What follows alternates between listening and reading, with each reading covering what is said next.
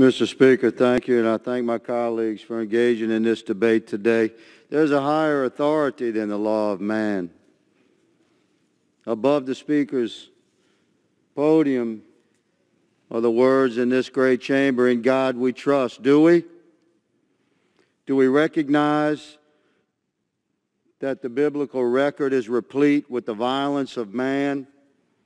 Shall we admit, shall my colleagues on the other side of the aisle admit that laws designed to restrict Second Amendment rights and freedoms are but a veil to conceal the violence of man born since Adam, the firstborn son of Adam, killed his brother in a violent rage?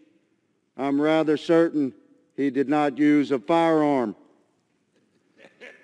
The Second Amendment protections that we have as American citizens shall not be infringed.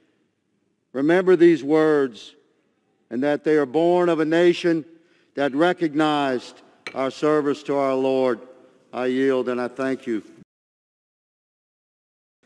I'm going to attempt to address the hearts and minds of some of my dear friends across the aisle. And I do have friends. I respect you and love you and admire you. And I recognize that we've all lived different lives, but let me clarify that I have a very personal knowledge of the way the street works. Criminals are not going to follow these laws. You're talking about 10 days. I can have a 10-minute Uber ride from right here and bring you back an illegal gun. You want one? Couple $100. I can get you one.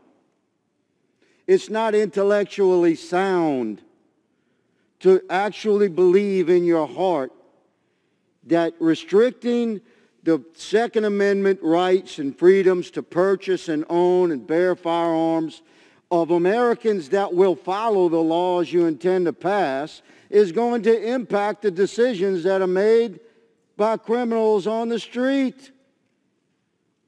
It's just not reality, man. This realm is bizarre. Americans are watching this right now. They get it. They know. The criminals are not going to, this is not going to impact the criminal realm.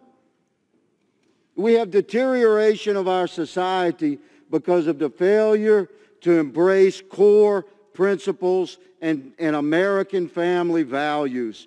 This is what has happened over the course of a generation. On my watch, I'm 59. This has happened to America as I have matured, and I'm concerned about the future. But I'm certainly recognizing the core freedoms and principled protections, constitutionalist rights of my children and grandchildren. We must not allow that to be deteriorated under the guise of protecting our citizens from crime. Criminals are not going to recognize these laws. Expired. I thank the Madam Speaker and I yield. Thank you, Madam Speaker. Let's save a life. I'm going to share with my colleagues an actual story going on right now because my citizens have my phone number. I've had the same phone number since 2004. They know they can reach to me for help. I have a young lady right now whose property, her yard, her garage has been invaded night after night after night by a strange man. He moves fast. She's a single mom, about 30-year-old woman, hardworking woman, American. Many, many years ago, she pled guilty to a minor drug charge, but it's still on her record. She can't buy a gun, but by God, she's going to get one. She's going to get one illegally to defend herself and her young child. Your bill would make this story commonplace from sea to shining sea. I beg for you to stand for the people that we serve and recognize what you're attempting to do. Madam Chair, I yield.